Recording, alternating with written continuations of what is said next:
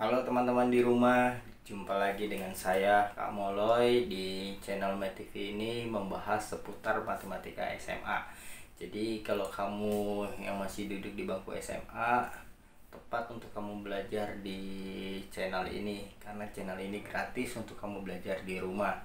Dan bagi Bapak Ibu di rumah juga bisa share video ini ke anak-anak di rumah supaya mereka bisa terus belajar walaupun mereka di rumah, mereka tetap bisa produktif untuk terus belajar.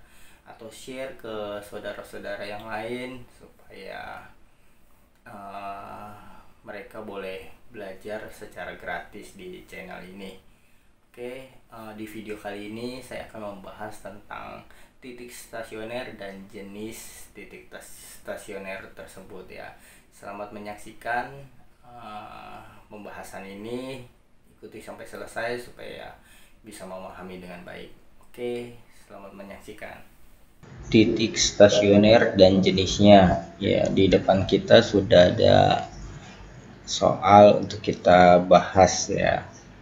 Nah, bagaimana kita menjawab pertanyaan ini? Pertama kita harus tahu konsep bahwa M itu sama dengan turunan kurva ya. M itu sama dengan turunan kurva. Kemudian kita lihat nih, yang disebut titik stasioner itu titik yang di sini sama titik yang di sini ya. Nah, di sini ini disebut titik stasioner dan di sini juga disebut titik stasioner. Lalu untuk apa ini? Jadi kalau ada garis yang menyinggung titik stasionernya, maka kita bisa lihat garis singgung ini itu memiliki kemiringan 0 atau bisa dibilang tidak miring, ini horizontal. Maka dari sini kita bisa tahu M-nya bernilai 0 untuk memperoleh titik stasioner ini. M-nya 0. Kalau M-nya 0, sedangkan M itu sama dengan turunan kurva, itu berarti kesimpulannya turunan kurva itu sama dengan 0 untuk di titik stasionernya.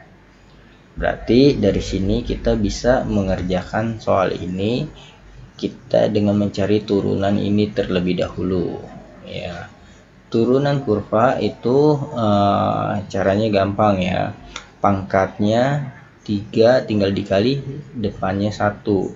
Jadi 3 kali 1. Nah, ini hasil turunannya 3. Lalu pangkatnya tinggal dikurang 1. Semua sama seperti itu ya. 2 dikali min 3 min 6. Pangkatnya tinggal dikurang 1. 1 dikali min 24 min 24. Pangkatnya dikurang 1. Pangkat 1 kalau tidak ditulis berarti X nya pangkat 1. Pangkat 1 dikurang 1 jadi X pangkat 0. Nah, X pangkat 0 itu 1. Jadi kalau 1 dikali min 24 tetap min 24 ya. Kalau tidak ada X nya turunannya 0. Nah, setelah kita dapat turunannya tinggal kita faktorkan. Sebelum kita faktorkan, ini bisa kita sederhanakan terlebih dahulu ya, karena semua angkanya bisa dibagi 3 nih. Ini kita bagi 3 semua. Nah, jadi X pangkat 2, 6 kalau dibagi 3 jadi min 2, min 24 kalau dibagi 2 jadi min 8. Kemudian kita tinggal faktorkan bentuk kuadrat ini menjadi X min 4, X plus 2. Kalau kamu belum memahami cara memfaktorkan kuadrat, kamu bisa lihat video kakak di link di atas ini. Ini membahas tentang cara memfaktorkan. Oke. Kemudian berarti didapat X min 4 sama dengan 0, berarti X nya 4, dan X plus 2 sama dengan 0, didapat X nya sama dengan min 2. Tinggal pindahkan saja ya, dari plus pindahkan jadi min 2. Nah, ini kita dapat jawaban yang A. Nilai stasioner dari kurva itu diperoleh pada saat X nya 4 sama pada saat X nya min 2. Berarti untuk pertanyaan diperoleh nilai stasionernya itu pada berarti itu yang ditanya X-nya ya. Nah, kemudian kalau yang B, nilai stasionernya yang ditanya, berarti dia sedang nanya fx-nya nilainya berapa atau y-nya berapa ini. Caranya gimana? Ya, kita kalau sudah dapat x yang 4, untuk cari nilai y-nya tinggal masukkan saja ke kurvanya. Seperti ini. Ya. 4 pangkat 3, 64 ya. 4 pangkat 2, 16. 16 kali 3, 48. Nah, seperti ini ya. Min 24 kali 4, min 96 plus 1. Maka hasilnya min 79. Begitu juga untuk yang X-nya min 2. Seperti ini. Maka tinggal kita substitusi, maka didapat hasilnya 29. Ya. Kemudian inilah yang B ya. Nilai stasionernya min 79 sama 29. Lalu untuk yang C yang dia tanya titik stasionernya. Kalau titik ini berarti harus ditulis dalam bentuk X, Y. Berarti kita tinggal tulis untuk yang C, waktu X yang 4 didapat Y-nya min 79. Dan waktu X yang min 2 didapat Y-nya 29.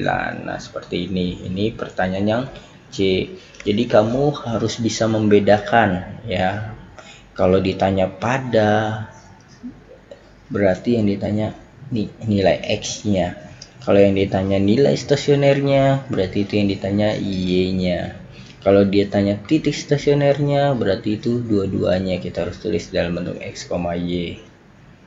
Nah, kemudian yang berikutnya kita disuruh tentukan jenisnya. Bagaimana cara menentukannya? Ini mudah sekali ya. Kita tinggal bikin garis bilangan, terus kita tulis X-nya di sini min 2 sama 4 ya. Yang lebih kecil sebelah kiri ya. Min 2 ini 4. Terus positif negatif positif dapat dari mana? Dapat dari sini. Kita tinggal lihat di antara min 2 sama 4 ada angka berapa saja. Ada angka minus 1, ada angka 0, 1, 2, dan 3 ya. Kita tinggal substitusi angka yang ada di sini ke turunannya. Turunannya yang ini ya, ini turunannya yang ini. Nah, kakak masukin angka 0 aja. Kenapa 0? Karena 0 gampang dihitung ya. Angka 0 kita masukkan 3 pangkat 0, 3 kali 0 pangkat 2 ya, maksudnya 0 pangkat 2 0 kali 3 0 dikurang 6 kali 0 0 0 dikurang 0 0 0 dikurang 24, maka dapat min 24. Nah, berarti di antara min 2 sama 4 itu negatif. Lalu sebelah sini kita bisa coba angka di sebelah kanan 4 ada 5, 6, 7, boleh coba angka 5 masukin ke sini, hasilnya positif. Atau kita bisa langsung menentukan. Kalau kita sudah dapat di sini negatif nih, biasa kalau turunannya bentuk kuadrat itu biasanya selang-seling. Berarti kalau di sini negatif, di sini positif. Biar selang-seling ya, positif, negatif, positif. Seperti itu. Tujuannya untuk apa? Supaya kita tahu kalau positif itu berarti kurvanya naik. Nah, sampai min 2 terus dia negatif, berarti kurvanya turun. Kalau negatif dia kurvanya turun. Lalu di sini positif, berarti sampai sini kurvanya naik. Nah, setelah kita tahu di mana dia naik turun, berarti kita bisa nentuin nih, kalau habis naik terus turun berarti di sini maksimum ya. Kalau habis turun terus kemudian naik, berarti di situ di stasionernya kita dapat titik minimum seperti itu. Nah, gimana Kak kalau di sini positif ya? Berarti habis naik terus dia naik lagi, berarti di situ kita akan dapat bukan titik maksimum, bukan titik minimum, tapi dapat titik belok ya. Kalau habis positif terus positif lagi, atau kalau habis negatif negatif lagi. Nah, berarti kita dapat titik belok itu. Nah, sekarang kita sudah dapat nih di X-2 itu berarti di min 2,29 itu kita dapat maksimum lokal. Nah, kenapa ini dibilang maksimum lokal? Karena sebenarnya ini titik tertinggi hanya untuk lokasi ini saja. Ya, untuk seluruh kurvanya ini kalau kita gambar terus ini masih naik terus nih. Berarti masih ada titik-titik tertingginya. Karena ini hanya disebut maksimum lokal. Di sini ini berarti kita sebut minimum lokal karena hanya minimum di lokasi ini saja. Di sebelah sini masih ada turun terus. Nah, seperti itu. Nah, inilah cara menentukan jenisnya. Oke, supaya kamu bisa memahami pertanyaannya dan membedakan kalau pertanyaannya seperti ini jawabannya seperti apa, kalau pertanyaannya seperti ini jawabannya seperti apa, kalau pertanyaannya seperti ini jawabannya seperti apa, seperti itu. Kalau kamu rasa video kakak ini bermanfaat, kamu boleh share ke teman-teman yang lain dan subscribe video kakak. Sampai jumpa di video kakak berikutnya. Dadah.